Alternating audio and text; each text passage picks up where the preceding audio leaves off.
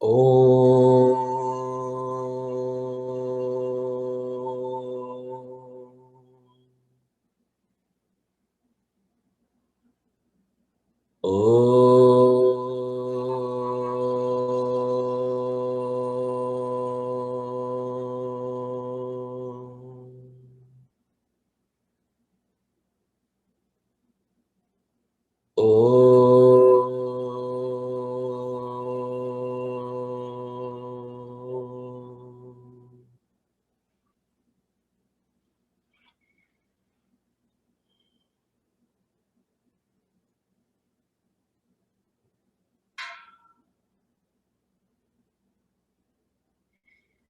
Shankaram Shankaracharyam Keshavam Badarayanam Sutra Bhashya Krutau Vande Bhagavantau Punah Punah Ishvaro Gururatmeti Murti Bheda Vibhagine Vyomavat Vyapta Dehaya Dakshinamurtaye Namaha Samasta Janakalyane Niratam Karunamayam Namami Chinmayam Devam Sadgurum Brahmavidvaram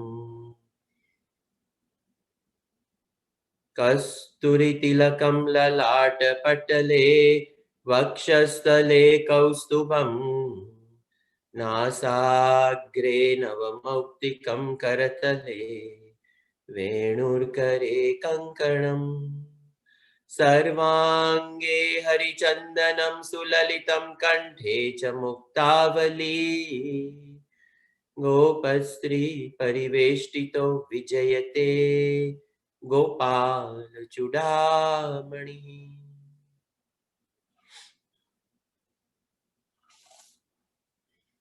Yesterday we left off at the discussion, shloka number 27 of Prakruti. Bhagavan says, Prakrute kriyamanani gunai hi karmani sarvashah ahankara vimudhatma kartahamiti manyate. Bhagavan in these few shlokas talks about how each one of us are programmed by Prakriti. Prakriti is our own equipment which is running on a program. A fit car is required for a journey if we want to go from a road trip from one city to another. So a car has to be in running condition. If not, it has to be taken to a garage, a mechanic, get it fixed. Then a sound driver is required. And upon having a sound driver, a functional car, gasoline is required. So when all these three things come together, we can have a successful trip.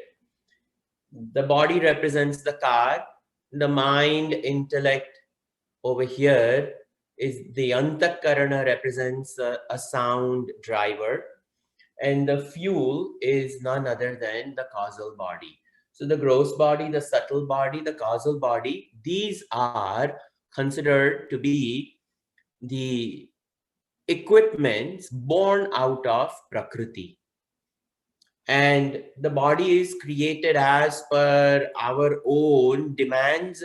Our own vasanas have created the right body.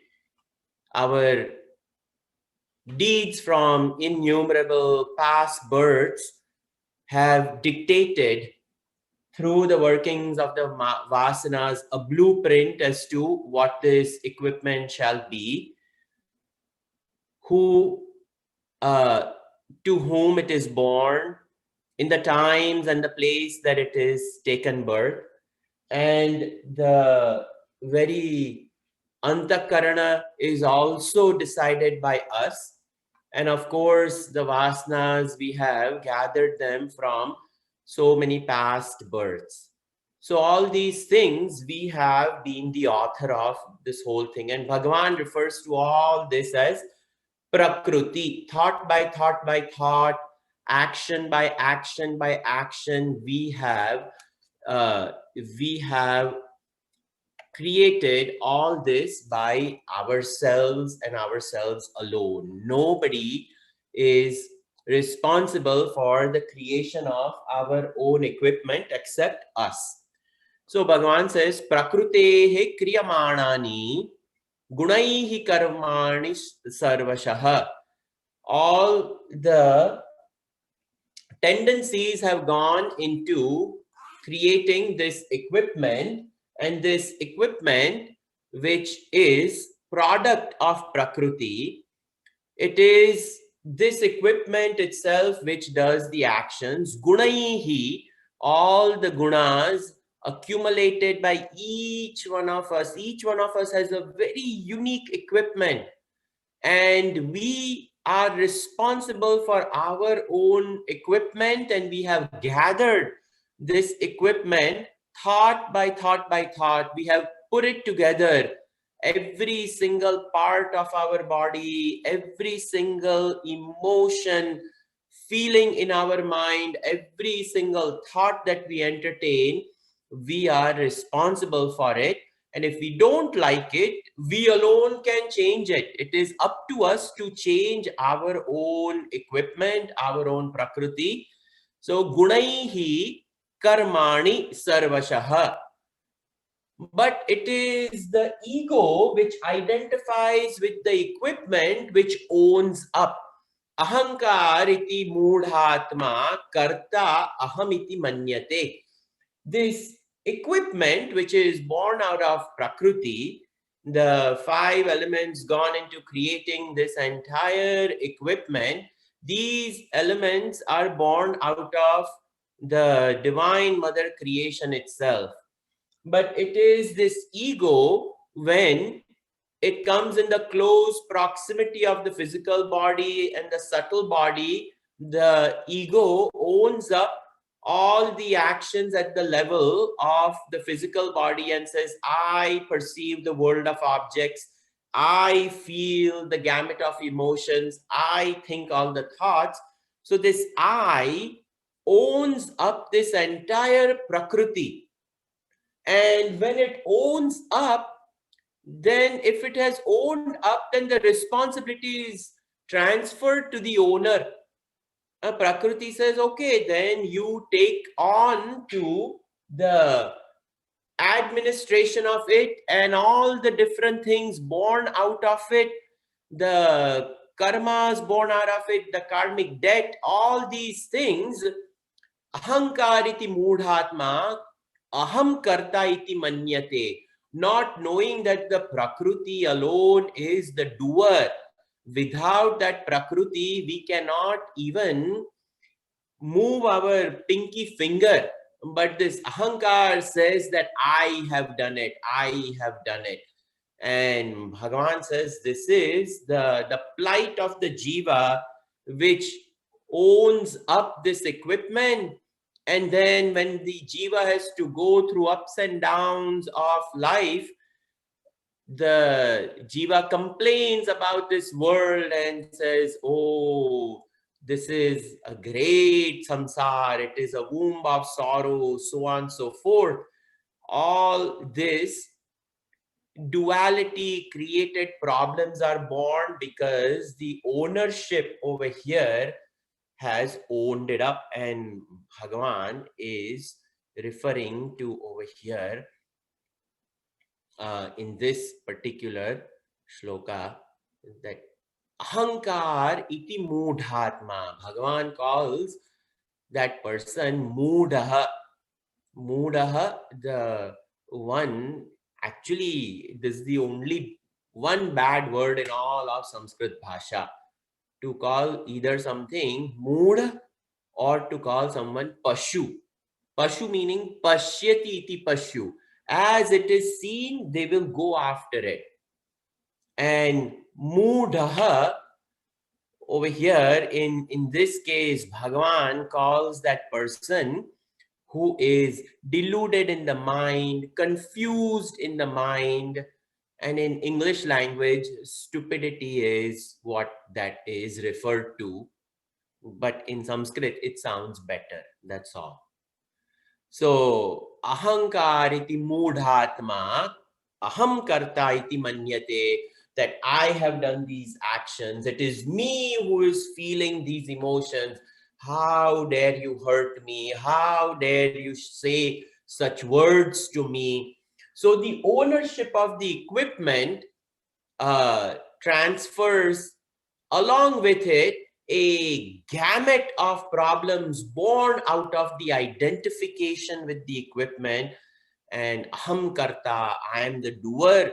And if the doership is there, then naturally the enjoyership has to necessarily go to the same source. The doership alone is the one who is going to have to bear the consequences of enjoyership as well. And along with the enjoyership comes the gamut of experiences of Prakriti, some pleasant, some not so pleasant.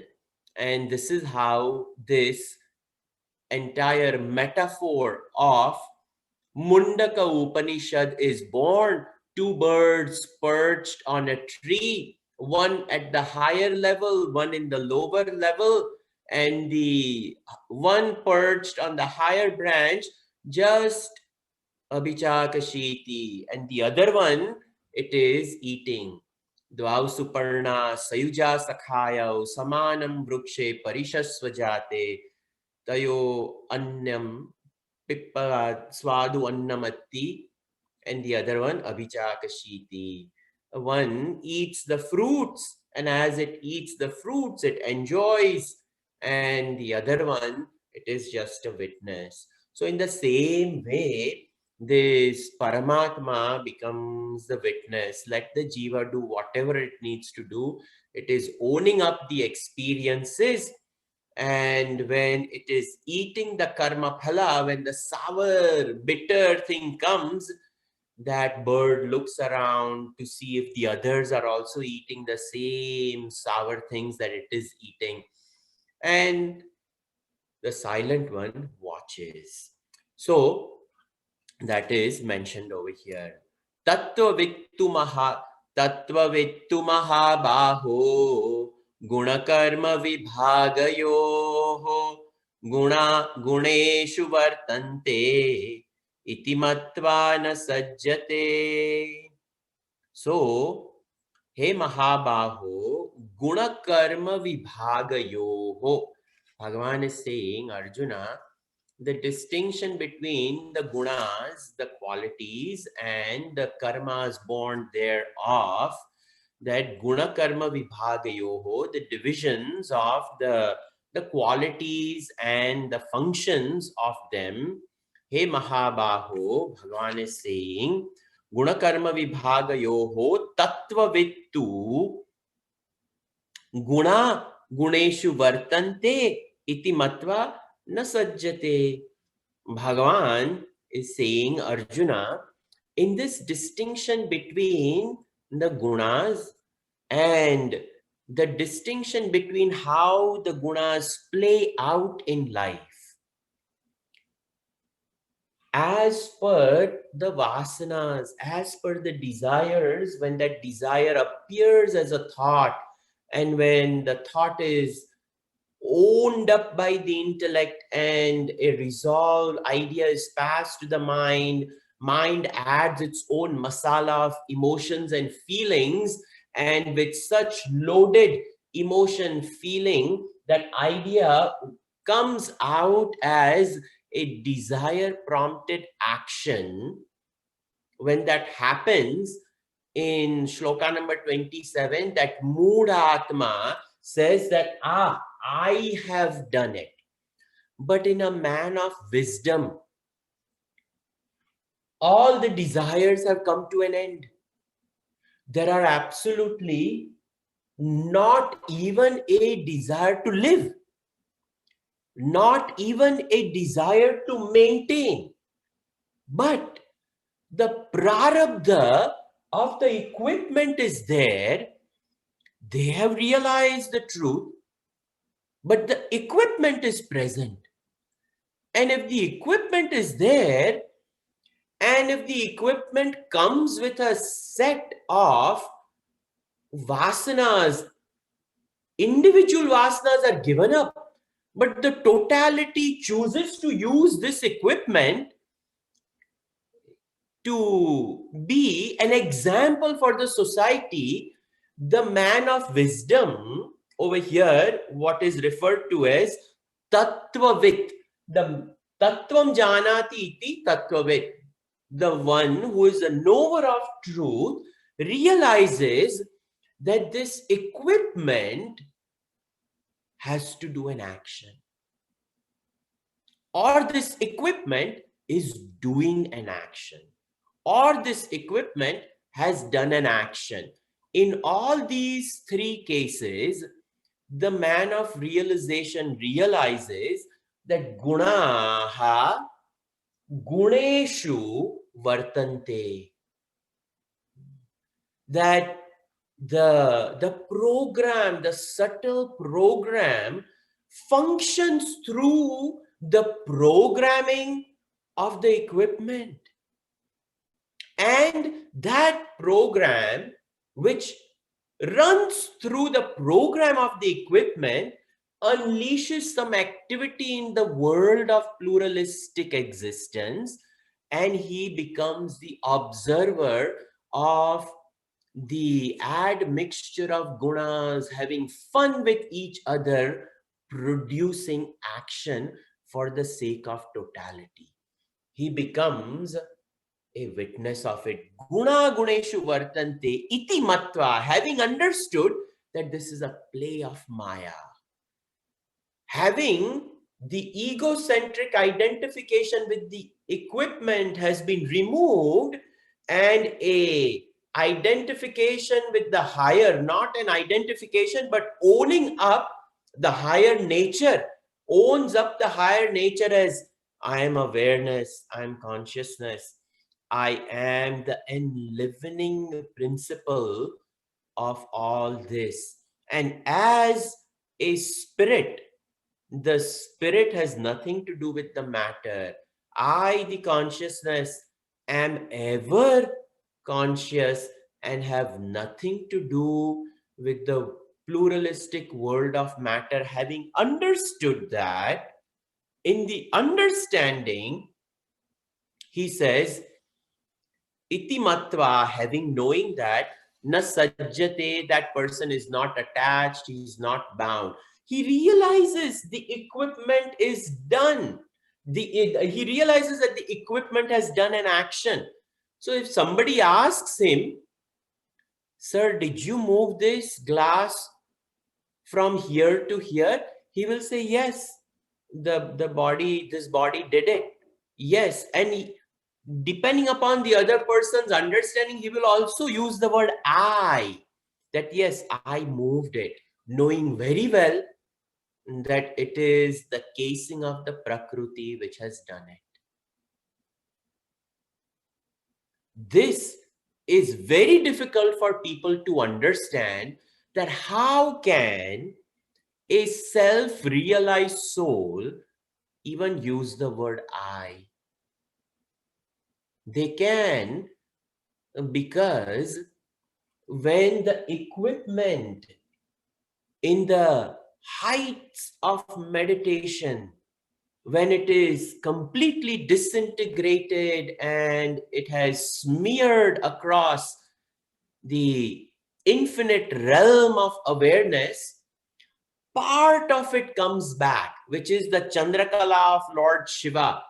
Just a little bit of mind, instead of the Purnima Chandrama which we wear, it is just a little bit, enough to run the equipment. That is all.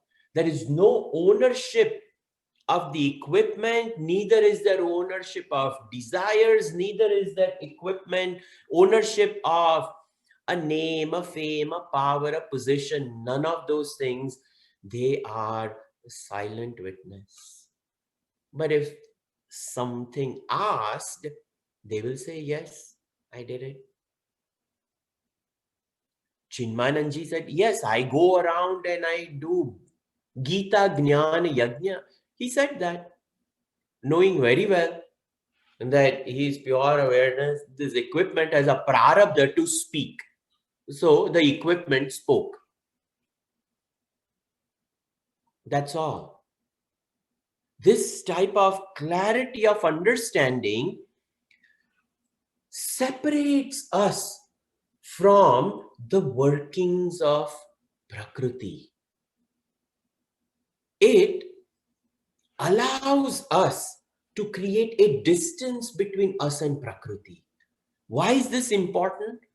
Because we feel like we are tormented by Prakriti. My sorrow is the greatest sorrow in the world. My financial hardships are the hardest in this world. My spouse is the most difficult. What can I tell you? All these things people own up. We all own up. But the Tattvavit, the knower of the truth, ever identifies with awareness and says, this is a lower nature. Bhagavan himself will, in 7th chapter, talk about two types of Prakriti, Para and Apara. And Para, Yayedam Dharyate Jagat. With that, I hold the whole universe. And what is Apara? Bhumi Rapo Nalo Vayu Kham Mano Buddhi Revacha Ahankar Itiyam Me Binna Prakriti Ashtadha. These 8 things are my lower. Bhumi Rapo Nalo Vayu Kham. 5 elements. Mana, Buddhi, Ahankar. Mind, intellect, ego. Bhagavan, all these things Bhagavan defines as lower Prakriti. And my higher is, I uphold it. Like what? Sutre Maniganaiva.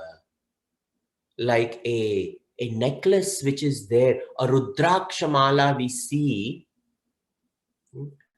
And in this Rudrakshamala, there is a thread which holds all the beads together. The beads are not seen. Beyond the beads, there is a thread which holds the whole thing together. And Tattvavit identifies with the thread and not with the beads. It is the beads which says, I am broken, I am large, I am small. The thread is always hidden underneath it. So, over here, Tattvavittu Mahabaho, Gunakarma Vibhagayoho, Gunaguneshu Vartante iti matva na sajjate. The person is not bothered. So, in this way, Gunakarma Vibhag. What is the Gunakarma Vibhag? Purush and Prakriti distinction. That is what is referred to as Guna Vibhagayoho. The distinction between matter and spirit. Matter alone does, and spirit is ever the witness. That is all. Then continuing, Prakrute guna sammudhaha sajjante guna karmasu tana krutsna vido mandan Krutsna vitna vichalyate.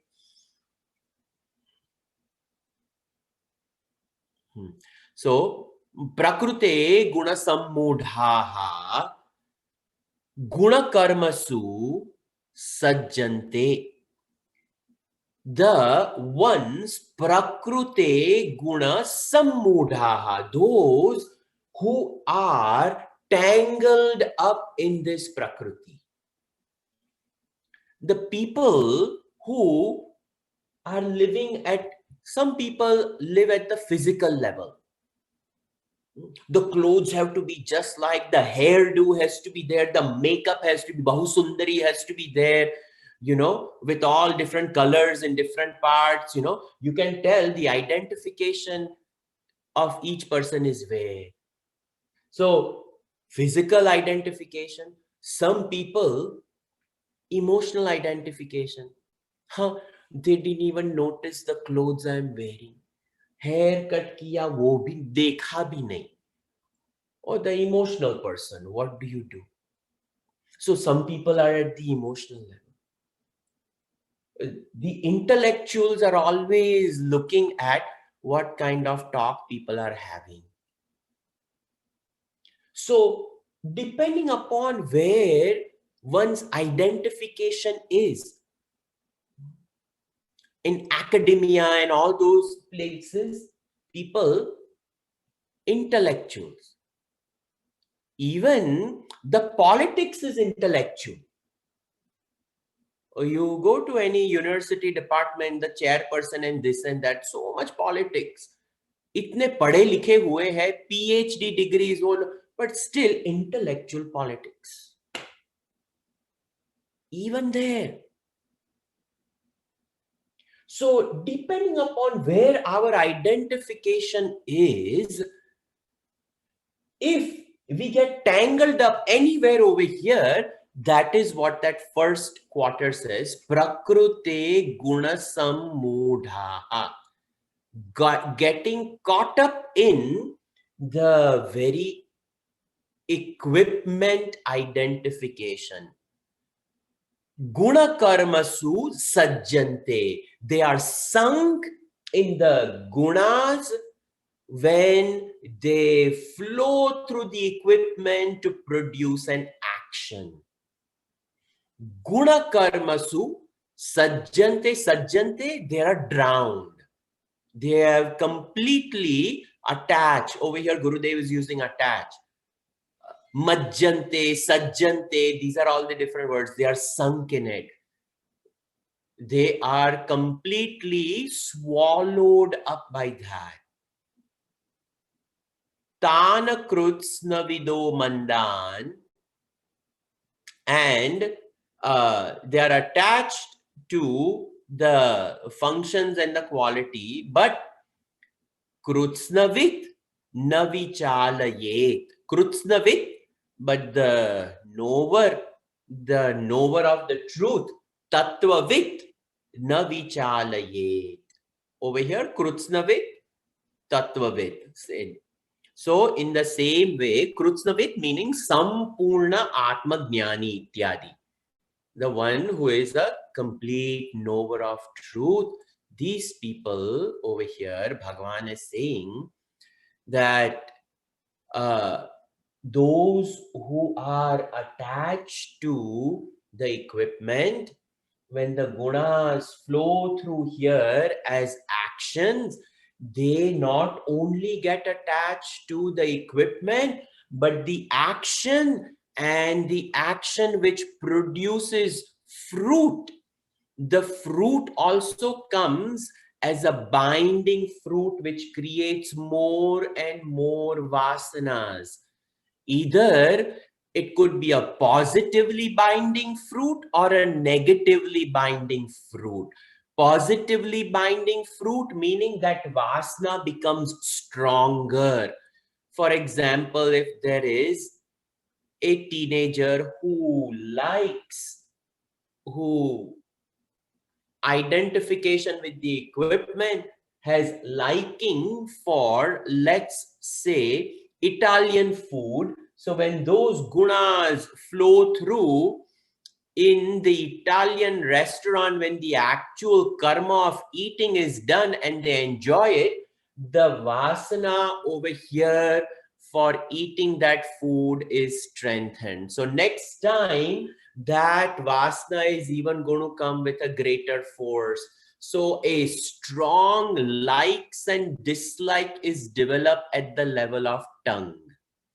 Let's say the other sibling is forced to go to the Italian restaurant because the elder sibling's birthday it is, and the elder sibling has a tongue for Italian food, but the younger one does not.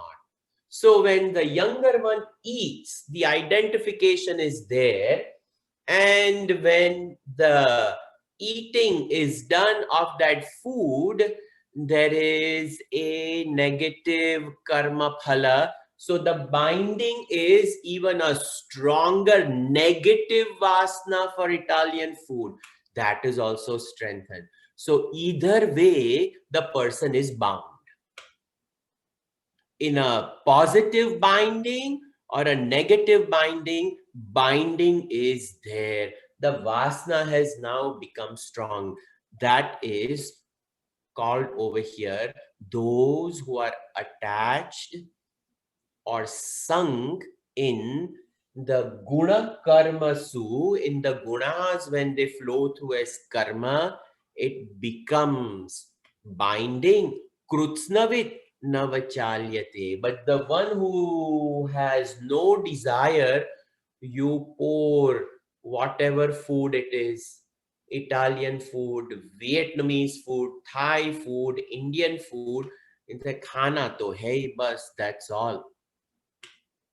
मतलब खाने से है, क्या वो उनको मतलब नहीं है.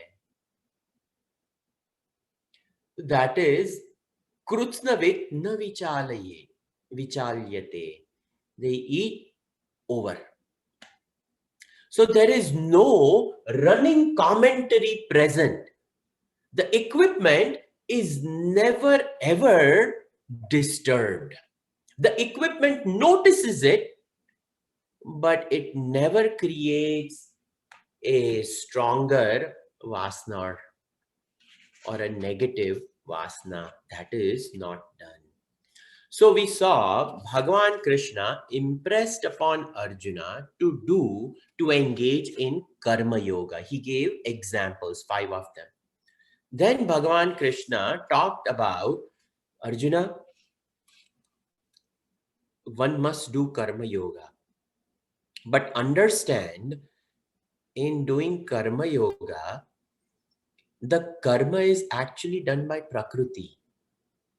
And in case, if you own up the karma yoga, the action which you have done as an offering, if this ahankariti mudhatma kartahamiti manyate, if this ego comes and owns it up,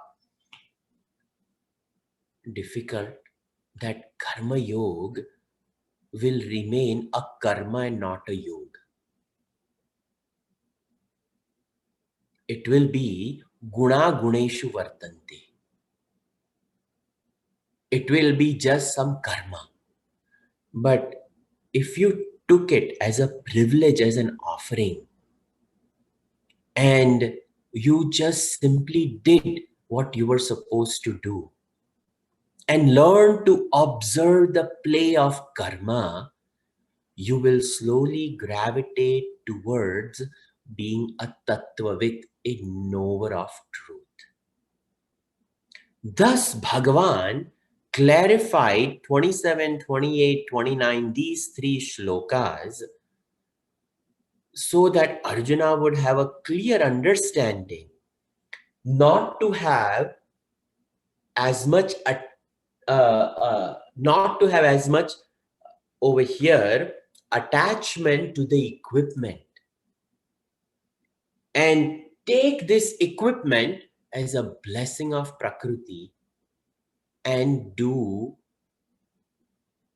the job of offering it to Bhagavan. This is why Bhagavan took a little detour. Now Bhagavan comes to, according to Pujya Gurudev, this is the most important shloka of the 3rd chapter. This was Gurudev's favorite shloka. 3rd chapter was his favorite chapter, and in his favorite chapter, his favorite shloka. Gurudev used to call this the art of the It is the backbone of the art of work. This is what Gurudev used to call backbone of the art of work. What is this? Let's see. Mai sarvani karmani sanyasya chetasa nirashir nirmamo bhutva yuddhasva vigatajvaraha. Mai sarvani karmani sanyasya chetasa nirashir nirmamo bhutva yuddhyasva vigatajvaraha. So Bhagavan gives instructions of how to perform karma yoga, because the last three shlokas 27, 28, 29 talked about if the ego owns up the karma, there is no evolution. But the whole purpose about karma yoga is so that we evolve. So Bhagavan over here gives specific instruction on the art of the karma yoga. What does he say? Mai sarvani karmani. Point number 1. Sarvani karmani. All actions. Mai sanyasya. You renounce the ownership of all actions to me. Instead of the ego owning it up, think of it as it is offered to Bhagavan. Don't own it up. All actions which go through, O Lord, for Ishvara Prityartham Aham Karma Karishye. I am doing action for pleasing Bhagavan. That is what Bhagavan has said. Mai, locative, in me. That is the word he has used. In me, you renounce the ownership. This is very important. And this has to be a daily affirmation. That's why in ashram and in so many other places, you see some sannyasis speaking with each other or something like that. They always talk in third person. Is Swamiji okay today? Yes. Swamiji's body is just fine. And when I first went over there, it was so confusing. I went from US to the ashram to study, and I'm like, what is wrong? Isn't this wrong English? And I would correct. And then another brahmachari came and told me, he said, don't correct. The third person creates a distance between the first person ownership of the body. I am well, rather than, this body is well. That means when you say this body, already it is like this cup. When I say this cup, I know I am not the cup. In the same way, when I say this body, this body. That means when I say this body, then who am I? Then I am the one who is seeing the body. And who is it who is seeing the body? Awareness, consciousness. Our bhasha has a lot to do with it. So, mai sarvani karmani. Try to identify in third person as much as you can. The I which we use, if we reduce the number of times we use I, that also helps. When we realize, it is offered to Bhagavan. So, mai sarvani karmani sanyasya. Then how do I do that? Easier said than done. So Bhagavan says over here, Adhyatma Chetasa. Chetasa, by this mind, intellect, having understanding of the higher. That's why I said, when I say this body, and I say this body, what do you mean this body? Then who am I? I thought I am the body. It is this body. Then what is this? If it is this body, then who is saying this body? That is called Adhyatma Chetasa. Chetasa Adhyatma. Leading the mind and the intellect. We may not have realized Bhagavan, that's fine. But I am aware, I am awareness. It is the Krishna Tattva which is allowing me to speak. It is the Krishna Tattva within me which is allowing me to study and comprehend. It is the Shiva Tattva. If you don't like Krishna Tattva, don't worry about it. Pick Shiva Tattva. If you don't like that Ram Tattva, whatever works, you take that Tattva. Okay? So whatever be the Ishta Devata, so it has to be pleasing. So if the Ishta Devata is Rama, then Rama Tattva. Bas. Whatever it may be. So when we identify with that, Adhyatma Chetasa Sarvani Karmani Mayi Sanyasya. Then what is the next instruction? The next instruction is Nirasha.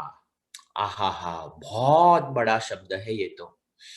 It is so huge. Nirasha. This is where things start breaking down in the very next moment, because we have hopes and expectations. So nirasha is without any expectations. And usually in English, when we say expectation, it is the expectation, it is implied in future. Nirasha. And nirasha, nirmama. And where is mamatva? I, me, mine. Is that in the past? Is that in the future? No. Ownership is in the now. So, nirasha, nirmama, now. In the now, wipe out I. So, when it is said nirmamatva, it is ahankar. Ahankar is of the now. Ahankar is also of the past. Ahankar is built upon from yesterday to today. Why? Because I say, oh, this is my birth date. These many number of years I'm old.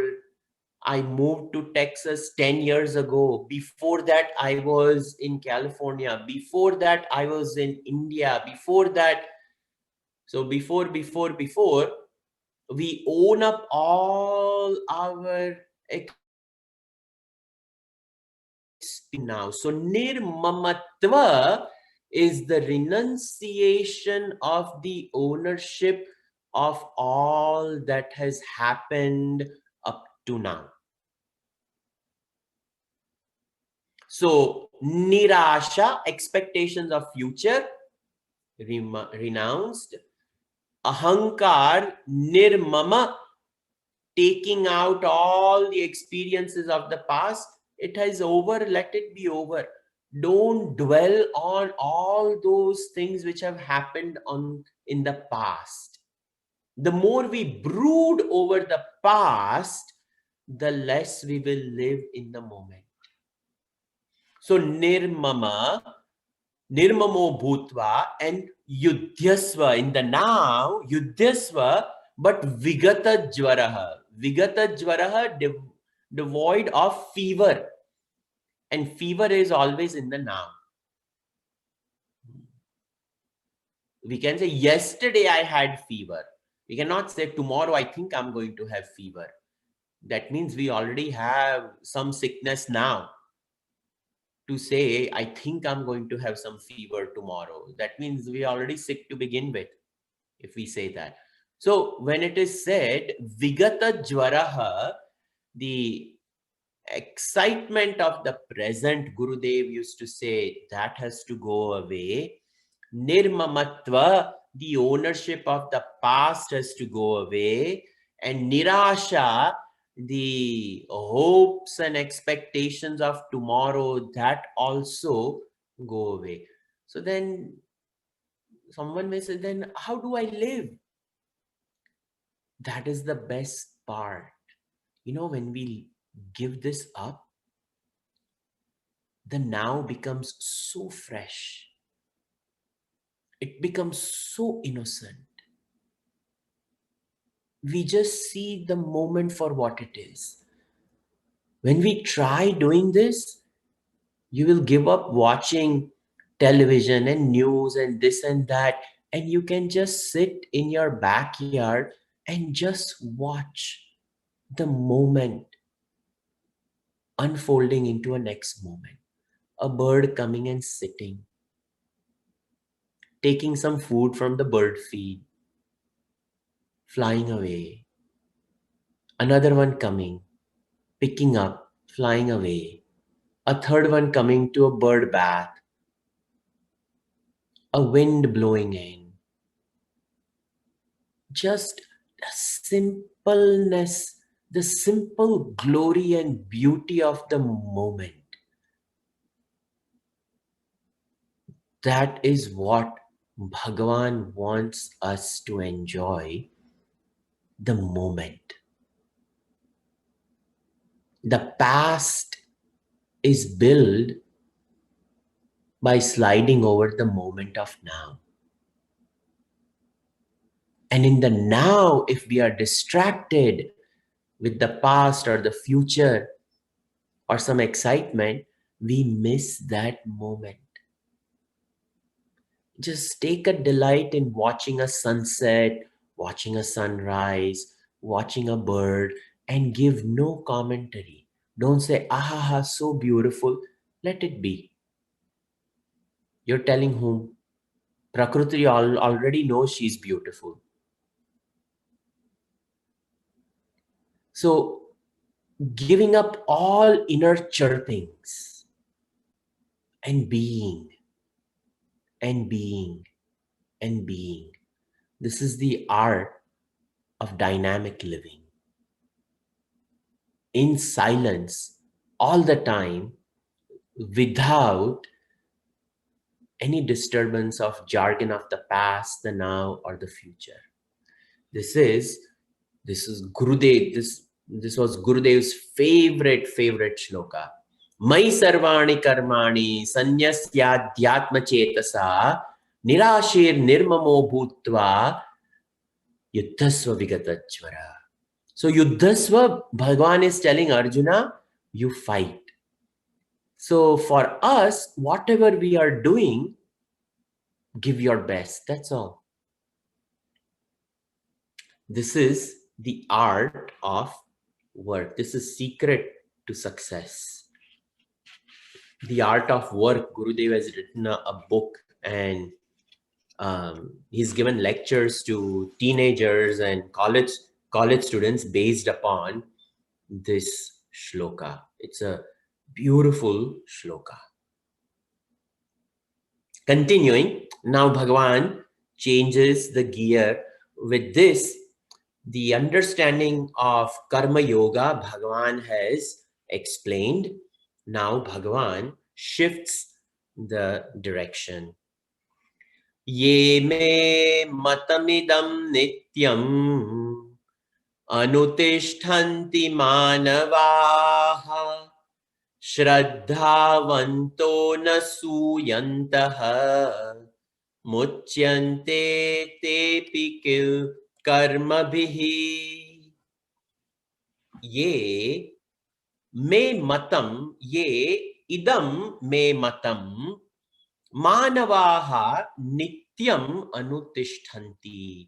These ideas of mine, O Arjuna, these thoughts of mine, these teachings of mine, and it can also be taken as opinion, this me matam, this my opinion, Arjuna. If people, manavaha, uh, idam me matam nityam anutishtanti, they constantly think upon what I have said and they follow up with it. Anutishtanti, they practice it, they abide in it. Shraddhavantaha, those endowed with faith. It's important that we have faith because this teaching is to be lived.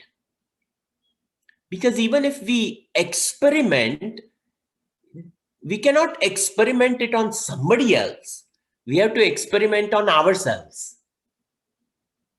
Someone may follow it, but it is their experiment, and their experiment, they will get the fruits of it.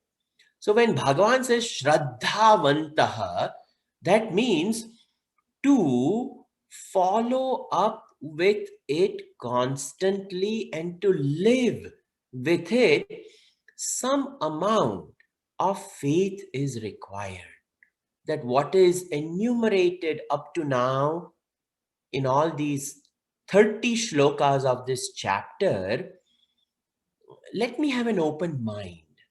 Let me try to practice it. Let me try to put it into practice. Shraddhavantaha, anasuyantaha. Anasuyantaha, the ones who find fault in the teaching. There's always, some Purva Pakshi always sitting over there waiting to comment. Always, but Swamiji, and the conjunction but, and then a long sentence comes out. So the glory of a student is a student, upon listening, the best of the student believes it. Why? Simply because my teacher has said. And my teacher has no ulterior motive in derailing me and my life. This is such a noble student who invests their well-being into another human being. This is Parama Shraddha. Shastreshu, Guru Vakyeshu, Satya Buddhi Avadharana Sa Shraddha. Firm faith in the declarations of scriptures and the words of the teacher. That is called Shraddhavantaha. Anasuyantaha. So if Shraddha is there, we don't even have to use this word Anasuyantaha. So the one who does not, prematurely reject the teaching. मुझे तो ये ठीक ही नहीं लगता है. तो ठीक है, तो नहीं लगता है तो हम क्या करें? ये ठीक लगने का, it's not a question of whether it is right or wrong. The other day, I met someone who's, I was actually quite shocked. He said, I still haven't, made up my mind whether the earth is round or flat. And I almost fell down from my chair. I said, that's not a matter of faith. It is a fact. It is a fact. I was shocked that a person could, I have not yet made up my opinion on it. I said, there's no opinion on it.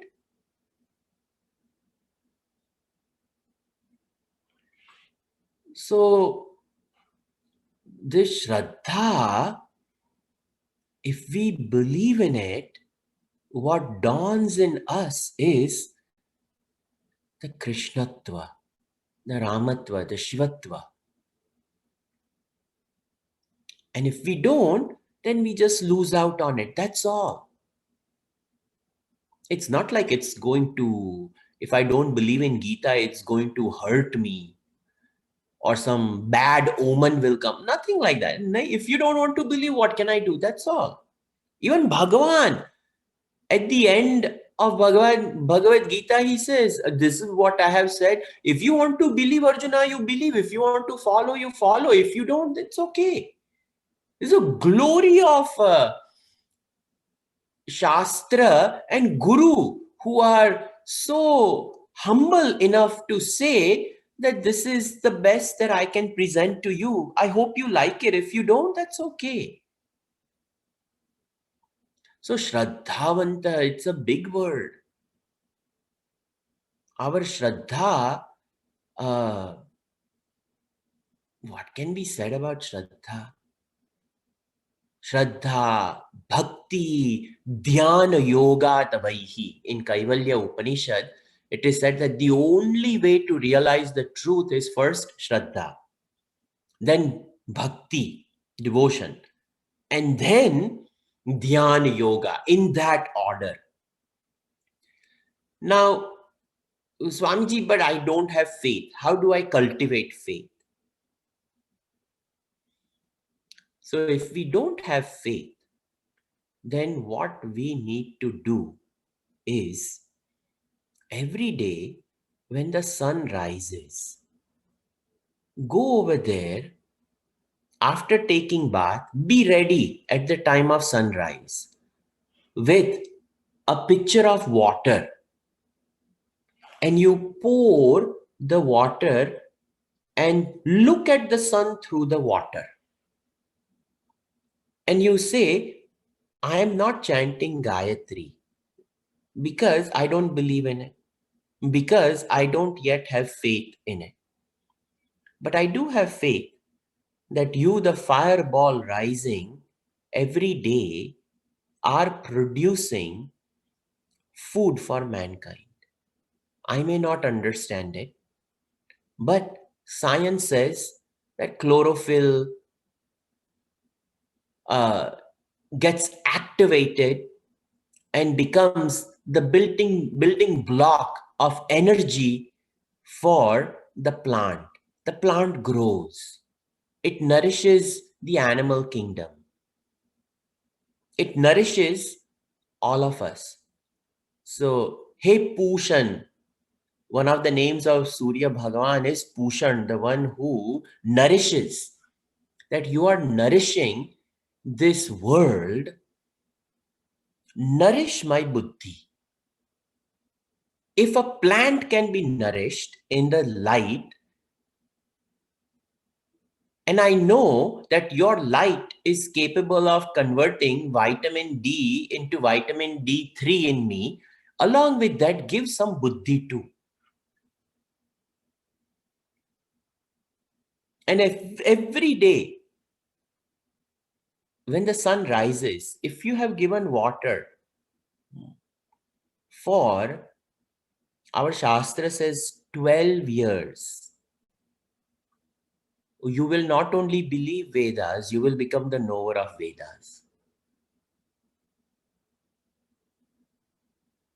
And if you do it for 12 days,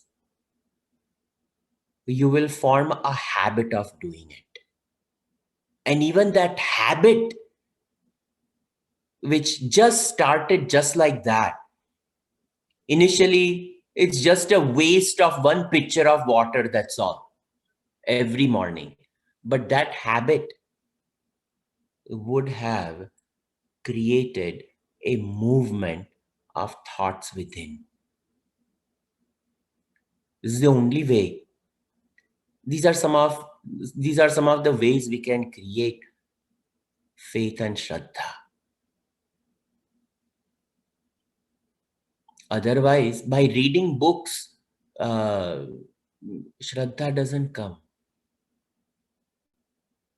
We will become intellectual for sure, but faith in Bhagavan. So Shraddhavantaha, this is a very big word. We must have faith. We must have faith in the process in which world unfolds. Everybody keeps on saying, अरे बाप रे देखो क्या कुछ हो रहा है, ये कलयुग तो अभी शुरू हुआ है, क्या हो रहा है, क्या हो रहा है. अरे let it be. Kalyug is there, let it be. Learn to watch Kalyug. वो भी एक युगी तो है ही ना. वास्तव में वो भी एक चतुर्युग का युग है, तो उसका भी स्थान है, उसकी भी पदवी है. So we should not decry Kalyug. Instead, we should look at the Kalyug and say, "Oh Lord, help me through this witnessing of the times as they pass through the hourglass. Oh Lord, help me see you who are the holder of time."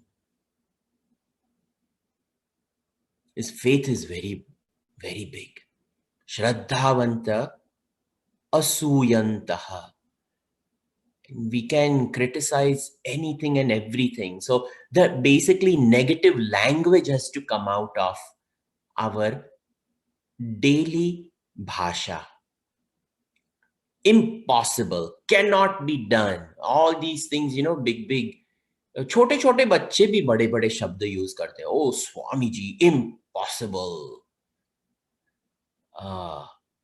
So then this fault finding, it is there, let it be there. It's okay. Everybody is not perfect. Creation also has a reason why she did what she has done.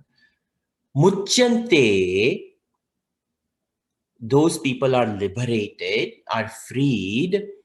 Te api karmabhihi. Imagine this can wipe out our karmic bank balance if we know how to function over here.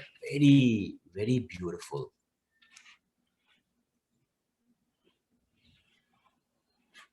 Gurudev used to say, faith is a strong belief in an experience that you do not see, but the result of which you believe and see. You believe in. So this is what faith is. Initially, we don't see it. It's a belief system. But that belief system is proved to be true. And when it is proved to be true to us, at that point in time, Shraddha turns into bhakti. This is the difference. Automatically turns into bhakti. And once bhakti comes, a person goes mad. On Monday, if they are a believer of Lord Shiva, they will fast the whole day, come home, take bath, and Shivalaya is the other end of the town. But they will not eat, take a glass of milk, some flowers, some coconut, some bananas. Only after I give this to Lord Shiva, I will have food. That is called bhakti. तो जब भक्ति आती है, people, the world will call us mad, but it is divinely mad. Let them be. Everybody is little bit off here and there. Better to be off for Bhagavan. That's all. Continuing. Ye tvedabhyasuyantaha nanutishtanti me matam sarvajnana vimudham stan viddinashtana chetasaha. Ye tu, but on the other hand, etad abhyasuyantaha, those people who na anutishtanti me matam, they don't follow my teaching, and on top of that uh, they go ahead and continuously find fault, those who find fault in my teaching and do not practice it. Sarva Gnyan Vimudhan Stan. Those people in due time will be wiped out of even their intelligence. Those, people who have deep faith and have deep bhakti, rarely those people get Alzheimer's. You know, people who are the priest class, they chant, chant, chant, chant like a tape recorder. You just press Sahasra Shirsha and brrr, the whole Suktam comes out. Hiranyavarna and brrr, Sri Suktam comes out.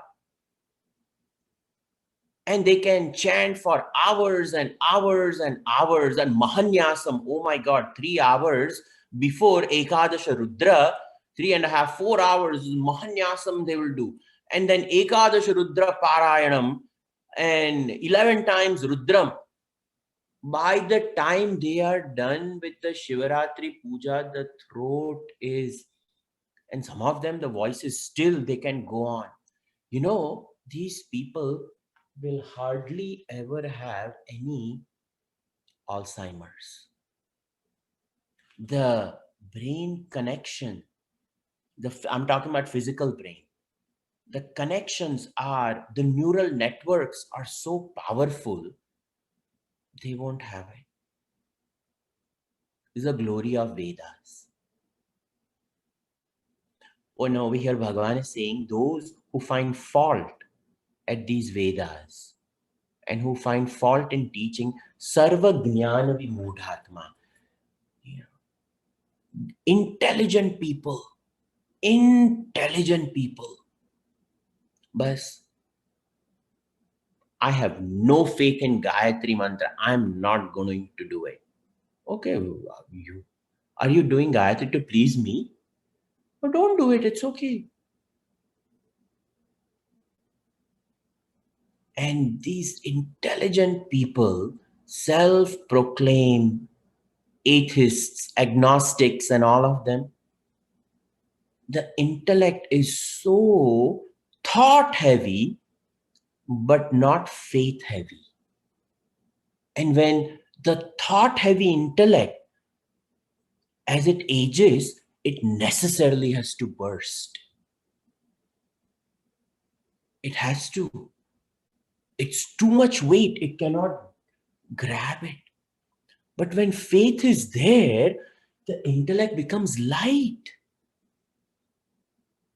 And such a brain, even in 80s and 90s, they are able to chant and they are able to find peace.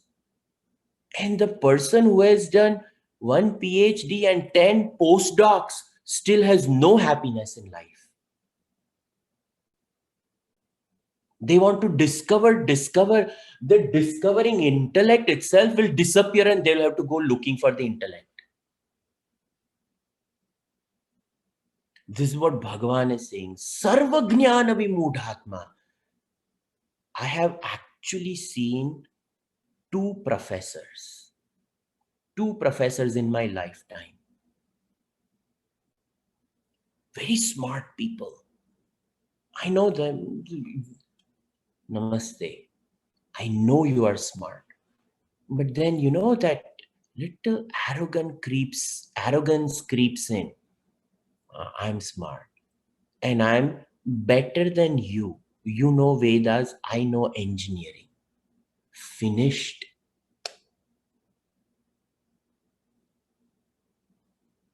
Vidya dadati vinayam. You know, Vidya should give vinay, humility. And if the humility doesn't come, one is not believing in it, and the other one is finding fault in it.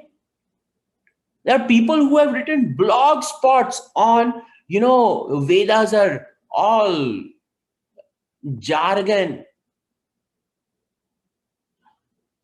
or people have written blog and then they forward it to me. Swamiji, look what this person is saying. I said, I'm not even going to open or read it. Why unnecessarily read it? One is not believing in it. And the second is uh, truly going against, finding fault with the teaching, and it is only over here to derail people, confuse people, as in whatever it may be. These people keep on saying, so Bhagavan says, ye me matam na anutishtanti me matam sarvajnana vimudhan stan vidhi nashtana chetasaha. And in due time, their mind and intellect just will come to complete destruction here and now, not after birth, here and now. Here and now. So, this teaching is very divine. Very divine.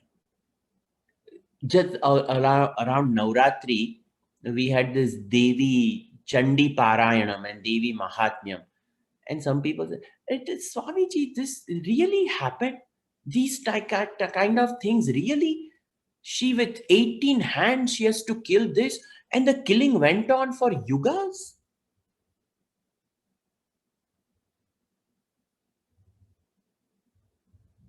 Now, this killing of Mahishasur.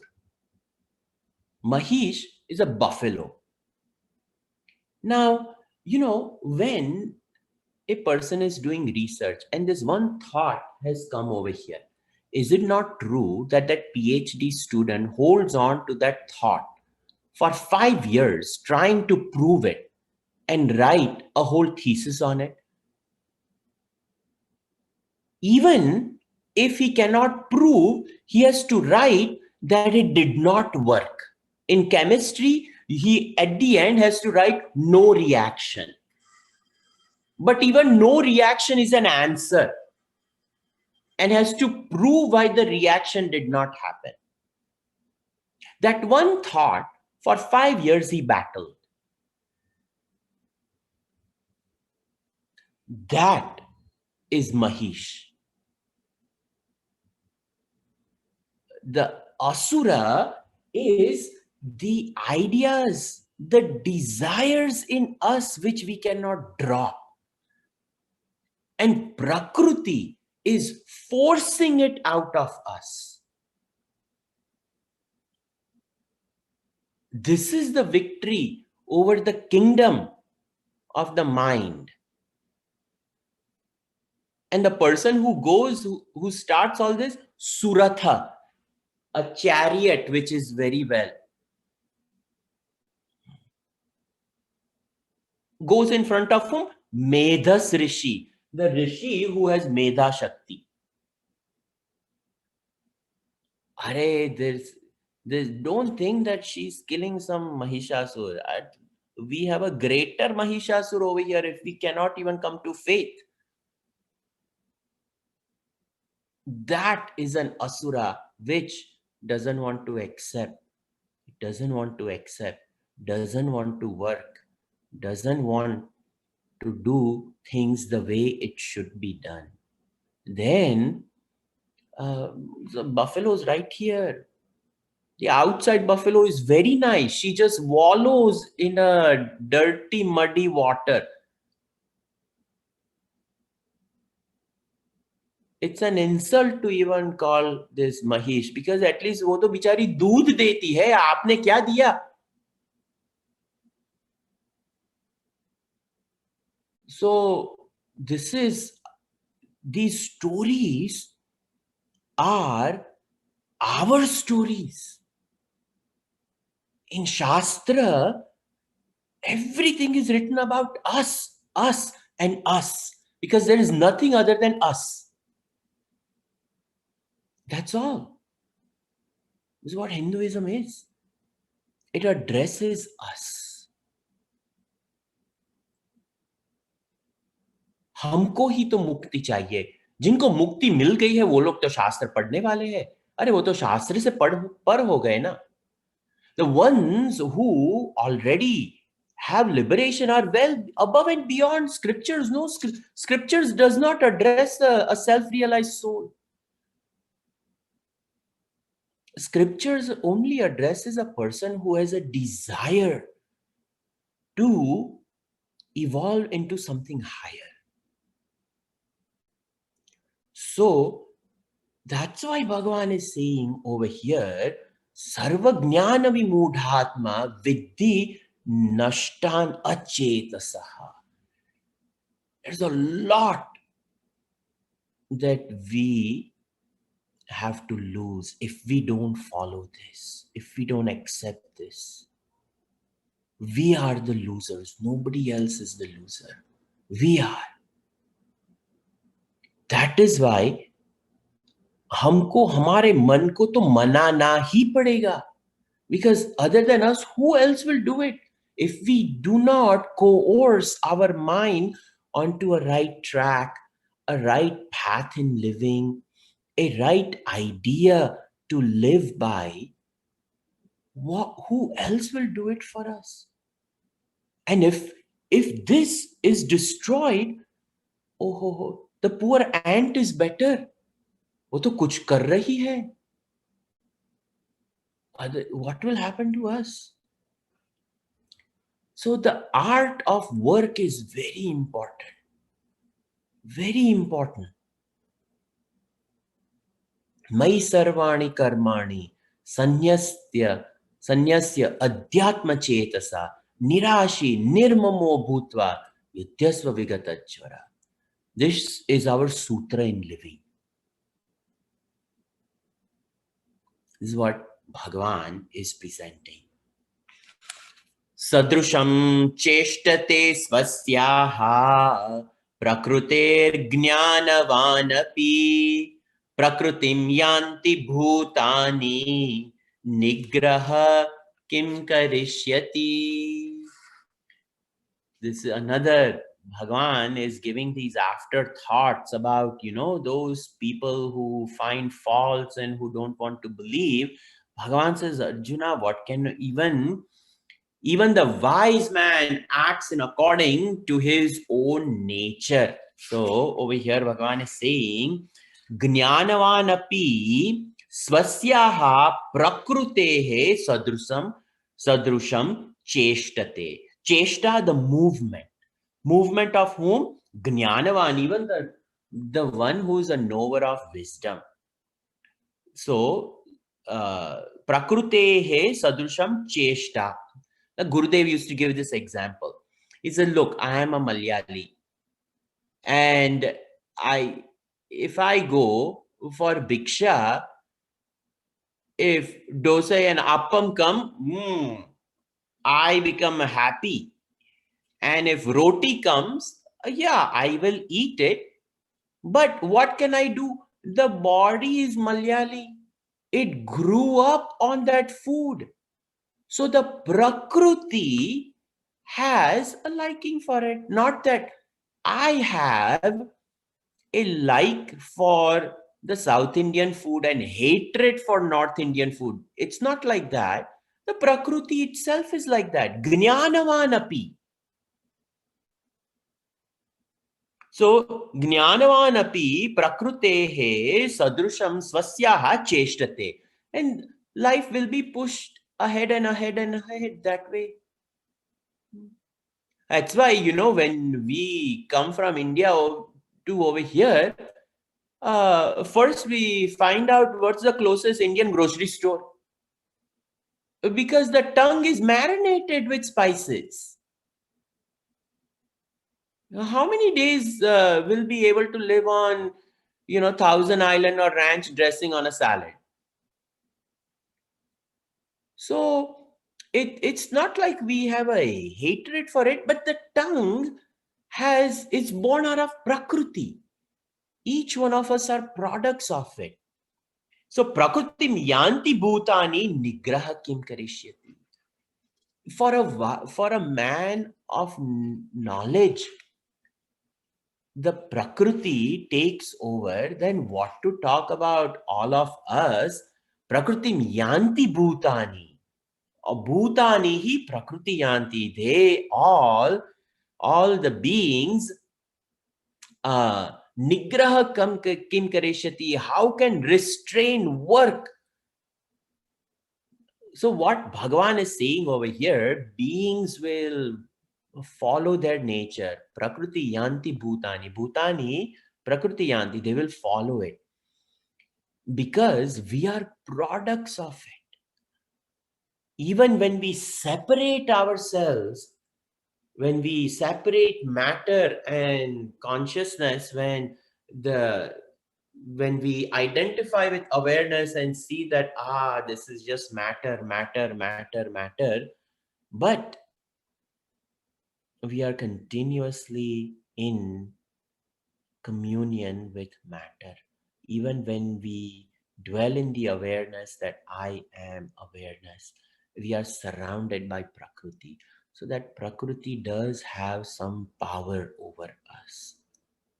That's what Bhagavan is saying, that beings will follow their own nature. What can restraint do? Up to an extent, we can work with ourselves, but then there are demands of the Prakriti, very difficult. Gurudev also used to give this example. Your doctor who knows that smoking is not good, he sees the patient, he tells the patient, you should not smoke. And once the patient goes, he has to go and come out the backside of the clinic and have a smoke. What to do? He knows smoking is bad, but it's a habit formed. He prescribes nicotine patch to his own patients. And he's tried several things. And he knows how difficult it is once you pick up that habit, how to give it up. Once we have the packet of desires, once we have tasted the taste of success when we act upon desires, how difficult it is to give up. So to say that give up all the ownership of actions, Mai Sarvani Karmani, Bhagavan realizes, Arjuna, this is a tall order. It is difficult, but it has to be done.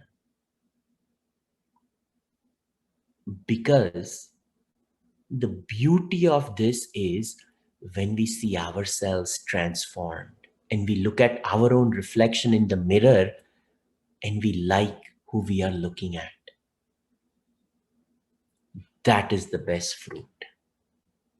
The best fruit is we look at ourselves and we like who we are looking at.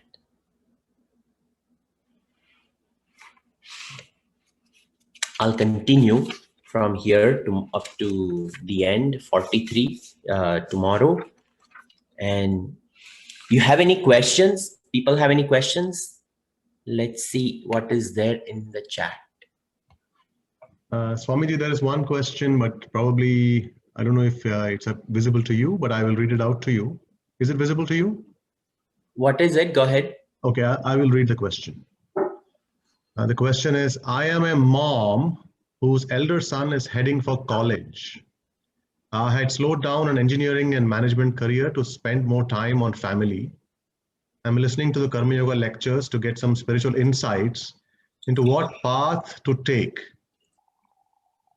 I'm looking to understand duty of motherhood. At a certain stage, the children become independent. That is the question. Yes. So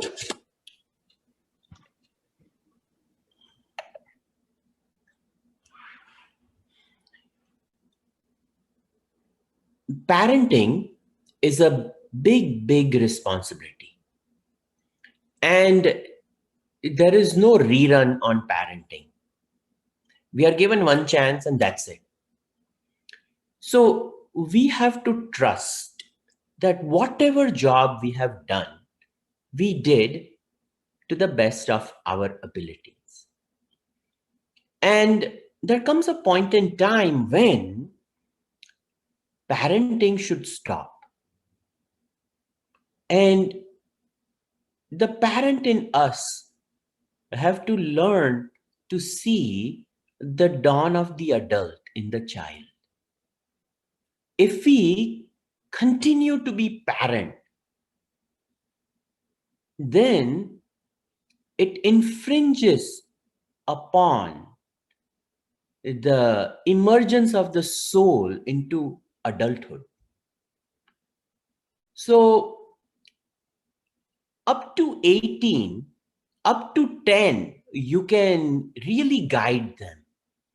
Then from 10, 11, 12, 13 onwards, they are already starting to blossom into a personality.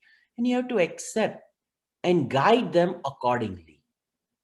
Once after 18, they leave your home, whatever you have taught them becomes the bedrock of their life. And the parent has to accept it, and the son also, the son and the daughter, they also understand their responsibilities in growing up. And prakrute prakriti yanti bhutani nigraha kim karishyati, Bhagavan also says, after all, it is prakriti, they are going to unfold. But if we have given them good values to lean upon, then the inner conscience will prick through the avalanche of prakriti, and that one clear voice will tell them, no, you should not do this. So it's a hard thing to do, but you have to learn to step away after 18. That's all. A couple more questions, Swamiji. Next question is, how do we give up the desire that our children choose the right path and stay away from negative influences? We have to ourselves, our entire life, pick a sadhana and stay true to that sadhana.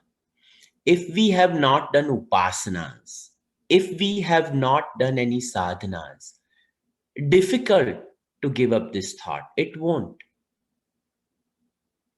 And upasana is when we invest the flow of the thoughts of our mind and intellect towards an object.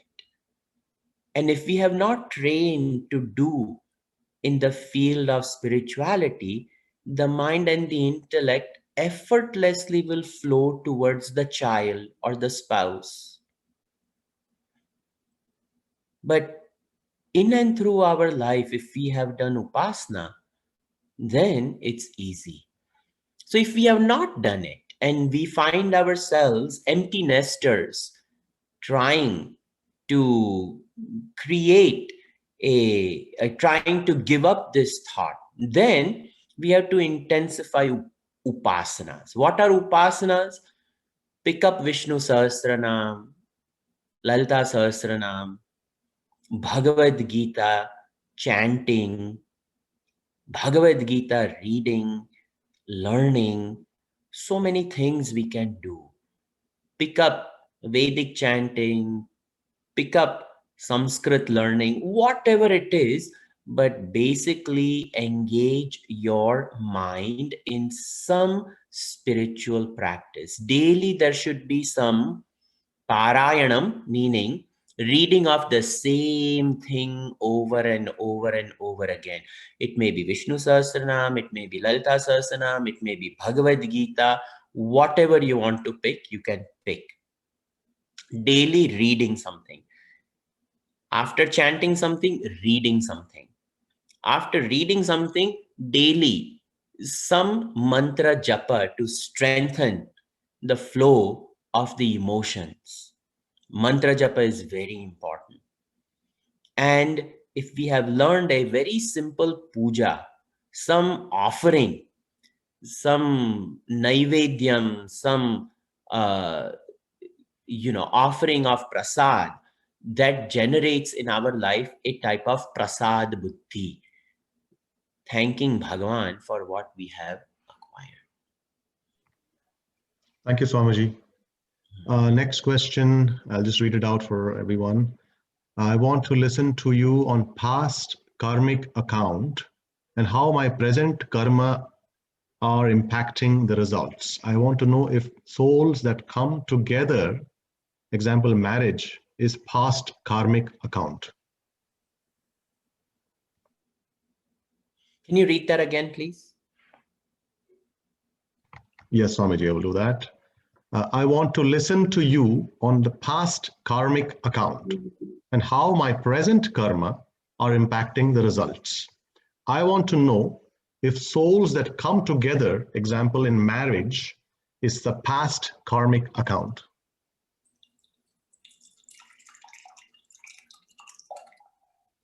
Whoever is around us, regardless of, not just marriage, but the children, the in-laws, the co-workers, whoever is around us, each one of these people around us are only because of some karmic debt here and there.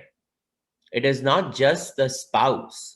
With the spouse, there is a greater karmic debt, and thus, because of a greater karmic debt, they have become more closely united in a bond to make sure that the karmic debt is tended to.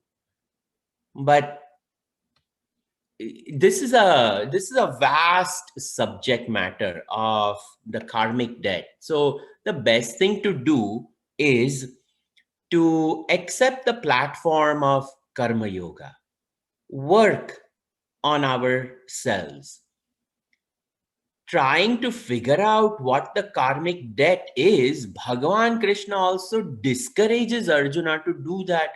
Gahana karmano gatihi. Bhagavan says the gati of karma is so vast, so deep, because innumerable past births we have taken. Are we going to unfold all of them to figure out where it is all coming from? The fact is that there is a karmic debt. And the fact is that I have to evolve. So what is important is my spiritual upliftment and my spiritual evolution.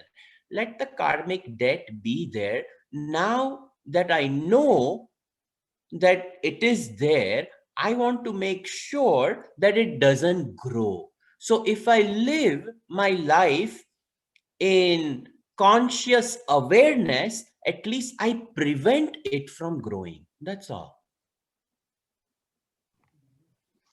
Thank you, Swamiji. That was the last question on the chat. If anybody else has any questions, please do feel free to put it in the chat and I can ask. I have one question, Swamiji. Some people have sent privately questions. Yeah, privately I've already read. There were two private questions. So you have, Swamiji, you have received something? Have you received the question? Yes. Okay, you can go ahead. Cover that. If we have such a strong influence of Prakriti, how do we overcome the influence of past and worry about the future? What are the daily practices that we can do to overcome? I mentioned that we have to do our, because our equipment is unique, we have to give unique practices that tend to each one of them. The mind is the seat of emotion and feeling. So for the mind, what is prescribed is japa yoga. The intellect is the thinking process. So daily what is prescribed for the intellect is some type of parayanam and some type of reading which uplifts it. So swadhyay is prescribed at the level of intellect. So the combination of these practices is very important. For the physical body, like I said, sit down in front of the altar, do a physical action of lighting a lamp, do a physical action of offering some food. So that is taken care of for the physical. So the entire equipment is addressed. And it's important we do that because these are the three different types of prakruti in the gradation of sukshmata. So sthul has to be taken to parama sukshma, this the subtle intellect, because we have to deal with them. So these are some of the practices that we can do. Daily recitation of, you can pick Vishnu Sahasranam, Shiva Sahasranam, people do Aditya Hridayam, so many things, whatever be your Ishta Devata, whatever Anushtanam you pick up, do it. It is important. Then for the intellect, Gurudev always used to say it's important that you join a study group, read something, at least 2 3. Gurudev used to, when he would autograph book, he would write a big RX like prescription, and then 2 shlokas a day. I have seen it in so many people's Bhagavad Gita books autographed by Gurudev. He would write a prescription. So the same thing, that prescription is for the intellect. 2 shlokas a day, read it every day, read it, self-study. So these are some of the practices which keep us healthy. Uh, it keeps us spiritually healthy.